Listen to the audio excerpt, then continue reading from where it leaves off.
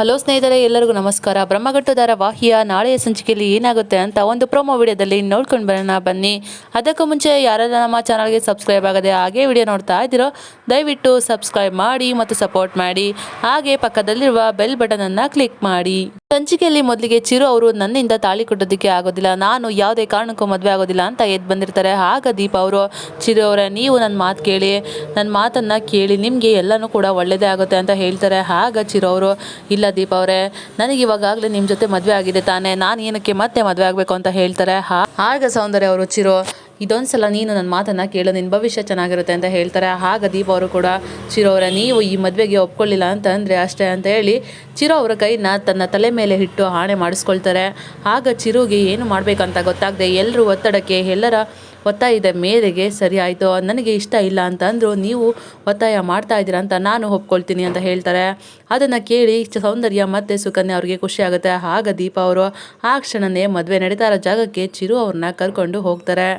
ಅಲ್ಲಿ ಎಲ್ಲರೂ ಕೂಡ ಚಿರುಗೋಸ್ಕರ ಕಾಯ್ತಾ ಇರ್ತಾರೆ. ಚಿರು ಬರ್ತಾರೋ ಇಲ್ವೋ, ಚಿರು ತಾಳಿ ಕಟ್ತಾರೋ ಇಲ್ವೋ ಸಂಜನಾಗೆ ಅನ್ನೋದೇ ಎಲ್ರಿಗೂ ಒಂದು ಆತಂಕದ ಪ್ರಶ್ನೆ ಆಗಿರುತ್ತೆ. ಚಿರು ಹೋಗಿದ ತಕ್ಷಣ ಎಲ್ಲಿಗೂ ಖುಷಿ ಆಗುತ್ತೆ. ಆಗ ಚಿರು ಅವ್ರನ್ನ ಕೂರಿಸಿ ಇಬ್ಬರಿಗೂ ಹಾರ ಬದಲಾಯಿಸ್ಕೊಳ್ಳೋಕ್ಕೆ ಪುರೋಹಿತರು ಹೇಳ್ತಾರೆ. ಆಗ ಒಬ್ರಿಗೊಬ್ರು ಹಾರ ಬದಲಾಯಿಸ್ಕೊಳ್ತಾರೆ. ಚಿರು ಅವ್ರಿಗಂತೂ ಸ್ವಲ್ಪನೂ ಮನಸ್ಸಿರಲ್ಲ. ದೀಪ ಅದೇ ಚಿಂತೆ ಆಗಿರುತ್ತೆ. ಆದರೆ ದೀಪನೂ ಕೂಡ ಮನಸ್ಸಿಲ್ಲ ಅಂತ ಅಂದರೂ ಕೂಡ ತನ್ನ ಗಂಡನನ್ನು ಬಿಟ್ಕೊಡ್ತಾ ಇರ್ತಾರೆ. ಇಷ್ಟ ಇಲ್ಲದೆ ಇದ್ರೂ ಕೂಡ ನೋವಲ್ಲೇ ಇಬ್ಬರು ಹಾರನ ಬದಲಾಯಿಸ್ಕೊಳ್ತಾರೆ. ಸಂಜನಾ ಮಾತ್ರ ತುಂಬಾನೇ ಖುಷಿ ಪಡ್ತಾ ಇರ್ತಾಳೆ. ಇನ್ನೇನು ಎಲ್ಲ ಮಂತ್ರನೂ ಕೂಡ ಪುರೋಹಿತರು ಹೇಳ್ತಾರೆ. ಸೌಂದರ್ಯಗೆ ಮಾತು ಕೊಟ್ಟಿರೋದ್ರಿಂದ ದೀಪ ತನ್ನ ಗಂಡನ ಮದುವೆನ ತಾನು ಮುಂದೆ ನಿಂತು ನಡೆಸ್ಕೊಳ್ತಾ ಇರ್ತಾಳೆ. ಸೌಂದರ್ಯ, ನಾನೇ ಗೆದ್ಬಿಟ್ಟೆ, ನಾನು ಅಂದ್ಕೊಂಡಾಗೇನೆ ಎಲ್ಲ ಆಗ್ತಾ ಇದೆ ಅಂತ ಖುಷಿ ಪಡ್ತಾ ಇರ್ತಾರೆ. ಆದರೆ ಚಿರು ಮಾತ್ರ ತುಂಬಾನೇ ಬೇಜಾರಲ್ಲೇ ಕೂತಿರ್ತಾರೆ. ನಂತರ ಪುರೋಹಿತರು ಮಾಂಗಲ್ಯನ ಕೊಡೋದಿಕ್ಕೆ ಅಂತ ಹೇಳ್ತಾರೆ. ಆಗ ದೀಪ ಅವರು ತನ್ನ ಗಂಡನ ಬಿಟ್ಕೊಡೋ ನೋವಿನಲ್ಲೂ ಕೂಡ ಸರಿ ಆಯಿತು ಅಂತ ಮಾಂಗಲ್ಯನ ಎತ್ತಿ ಕೊಡ್ತಾರೆ. ಆಗ ಚಿರು ಅವರು ಸಂಜನಾ ಮುಖನೂ ಕೂಡ ನೋಡ್ದೇನೆ ತಾಳಿ ಕಟ್ಟೋದಿಕ್ಕೆ ತಯಾರಾಗ್ತಾರೆ. ಇನ್ನೇನು ತಾಳಿ ಕಟ್ಟಬೇಕು ಅಂತ ಸಂಜನಾ ಕೊರಳತ್ರ ತೆಗೆದುಕೊಂಡು ಹೋಗ್ತಾರೆ. ಅಷ್ಟರಲ್ಲಿ ಯಾರೋ ಹಿಂದೆಯಿಂದ ಆ ತಾಳಿನ ಕಿತ್ಕೊಂಡ್ಬಿಡ್ತಾರೆ. ಎಲ್ರಿಗೂ ಕೂಡ ಶಾಕ್ ಆಗುತ್ತೆ, ಯಾರು ಆ ತಾಳಿನ ತಗೊಂಡ್ರು ಅಂತ. ತಿರುಗಿ ನೋಡಿದ್ರೆ ನರಸಿಂಹ ಅವರು ಬಂದಿರ್ತಾರೆ. ಆಗ ಎಲ್ರಿಗೂ ಕೂಡ ಶಾಕ್ ಆಗುತ್ತೆ.